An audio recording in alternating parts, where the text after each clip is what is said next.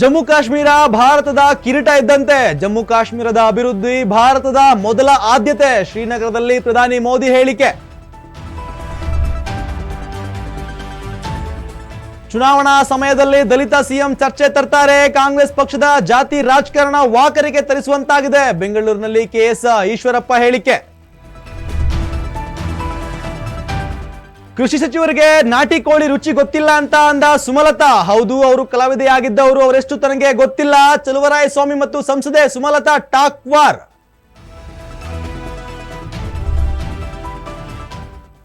ನಮಸ್ತೆ, ನೀವು ನೋಡ್ತಾ ಇದ್ದೀರಾ ಅಶ್ವವೇಗ ನ್ಯೂಸ್. ನಾನು ರೋಹಿತ್. ಜಮ್ಮು ಕಾಶ್ಮೀರ ಭಾರತದ ಕಿರೀಟ ಇದ್ದಂತೆ. ದಶಕಗಳಿಂದ ಕಾಶ್ಮೀರದ ಬಗ್ಗೆ ಇದ್ದ ಪೂರ್ವಗ್ರಹ ಈಗ ಅಂತ್ಯವಾಗಿದೆ. ಜಮ್ಮು ಕಾಶ್ಮೀರದ ಅಭಿವೃದ್ಧಿ ಈಗ ಭಾರತದ ಮೊದಲ ಆದ್ಯತೆ ಅಂತ ಪ್ರಧಾನಿ ನರೇಂದ್ರ ಮೋದಿ ಅವರು ತಿಳಿಸಿದ್ದಾರೆ.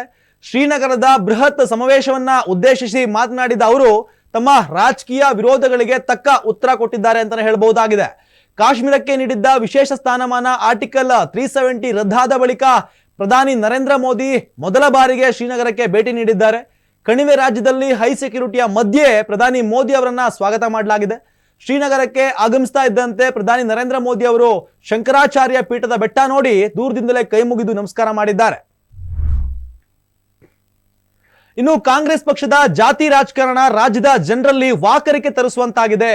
ಕೇವಲ ಚುನಾವಣಾ ಸಮಯದಲ್ಲಿ ಮಾತ್ರ ಅವರು ದಲಿತ ಮುಖ್ಯಮಂತ್ರಿ ಚರ್ಚೆ ಮುನ್ನೆಲೆಗೆ ತರ್ತಾರೆ ಅಂತ ಬಿಜೆಪಿ ಹಿರಿಯ ನಾಯಕ ಕೆಎಸ್ ಈಶ್ವರಪ್ಪ ಹೇಳಿದ್ದಾರೆ.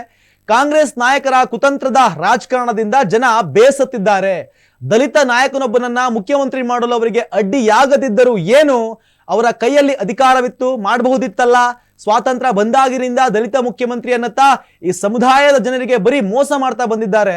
ಅಸಲಿನ ವಿಷಯ ಏನಪ್ಪಾ ಅಂದ್ರೆ, ರಾಜ್ಯದಲ್ಲಿ ಕಾಂಗ್ರೆಸ್ ಸರ್ಕಾರ ರಚನೆಯಾದ ಬಳಿಕ ಸುಮ್ಮನಿದ್ದ ಡಿ.ಕೆ. ಶಿವಕುಮಾರ್ ಈಗ ಮತ್ತೆ ತಾನು ಮುಖ್ಯಮಂತ್ರಿ ಆಗಬೇಕೆನ್ನುವ ಆಸೆಯನ್ನ ವ್ಯಕ್ತಪಡಿಸ್ತಾ ಇದ್ದಾರೆ.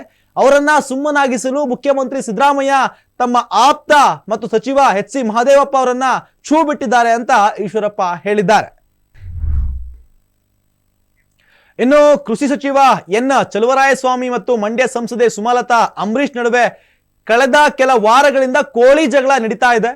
ಇವರ ಕಮೆಂಟ್ಗಳಿಗೆ ಅವರು ಮತ್ತು ಅವರ ಕಮೆಂಟ್ಗಳಿಗೆ ಇವರ ಪ್ರತಿಕ್ರಿಯೆ ನೀಡೋದು ಸಾಮಾನ್ಯವಾಗಿ ಹೋಗ್ಬಿಟ್ಟಿದೆ. ಇಂದು ನಗರದಲ್ಲಿ ಮಾಧ್ಯಮ ಪ್ರತಿನಿಧಿಗಳೊಂದಿಗೆ ಮಾತನಾಡಿದ ಚಲುವರಾಯಸ್ವಾಮಿ, ಸುಮಲತಾ ಅವರು ಬರುವ ಲೋಕಸಭಾ ಚುನಾವಣೆಯಲ್ಲಿ ಬಿಜೆಪಿಯ ಟಿಕೆಟ್ ಅನ್ನ ಗಿಟ್ಟಿಸಿಕೊಳ್ಳಲು ಭಗೀರಥ ಪ್ರಯತ್ನ ನಡೆಸ್ತಾ ಇದ್ದಾರೆ. ಹಾಗಿರುವಾಗ ಮೇಡಮ್ ಮತ್ತೊಬ್ಬ ಆಕಾಂಕ್ಷಿಯನ್ನ ಶಿಫಾರಸು ಮಾಡಕ್ಕಾಗತ್ತಾ ಅಂತ ಪ್ರಶ್ನೆ ಮಾಡಿದ್ದಾರೆ. ಇನ್ನು ಚಲುವರಾಯಸ್ವಾಮಿ ಅವರು ಬಹಳ ವರ್ಷಗಳಿಂದ ಬೆಂಗಳೂರಿನಲ್ಲಿ ಇರೋದ್ರಿಂದ ಅವರಿಗೆ ನಾಟಿ ಕೋಳಿ ರುಚಿ ಗೊತ್ತಿಲ್ಲ ಅಂತ ಸುಮಲತಾ ಹೇಳಿರೋದಕ್ಕೆ ಪ್ರತಿಕ್ರಿಯಿಸಿರುವ ಸಚಿವ, ತನಗೇನೋ ಗೊತ್ತಿಲ್ಲ, ಅವ್ರು ಬಹಳ ವರ್ಷಗಳ ಕಾಲ ಕಲಾವಿದೆಯಾಗಿದ್ದವರು, ಅಂಬರೀಶ್ ಜೊತೆ ದೀರ್ಘ ಸಮಯದವರೆಗೆ ಕಲಾ ಸೇವೆ ಮಾಡಿ ಈಗ ಸಂಸದಿಯಾಗಿ ರಾಜಕಾರಣದಲ್ಲೂ ಸಾಕಷ್ಟು ಕೆಲಸ ಮಾಡ್ತಾ ಇದ್ದಾರೆ. ಹಾಗಾಗಿ ಅವರಷ್ಟು ತನಗೆ ಗೊತ್ತಿಲ್ಲ ಅಂತ ಹೇಳಿದ್ದಾರೆ.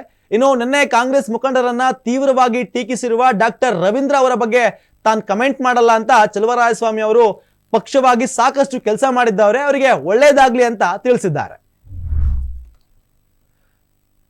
ನಮ್ಮ ಸರ್ಕಾರವು ಮಹಿಳಾ ಸುರಕ್ಷತೆಗೆ ಅಗತ್ಯ ಕ್ರಮ ಕೈಗೊಳ್ತಾ ಇದೆ. ಈ ಹಿಂದೆ ಪೊಲೀಸ್ ಸಹಾಯವಾಣಿ ಮೂಲಕ ಬಂದ ದೂರುಗಳನ್ನ ಆಧರಿಸಿ ಹೊಯ್ಸಳ ಸಿಬ್ಬಂದಿ ಸ್ಥಳಕ್ಕೆ ಹೋಗಲು 20 ನಿಮಿಷ ತೆಗೆದುಕೋತಾ ಇದ್ರು.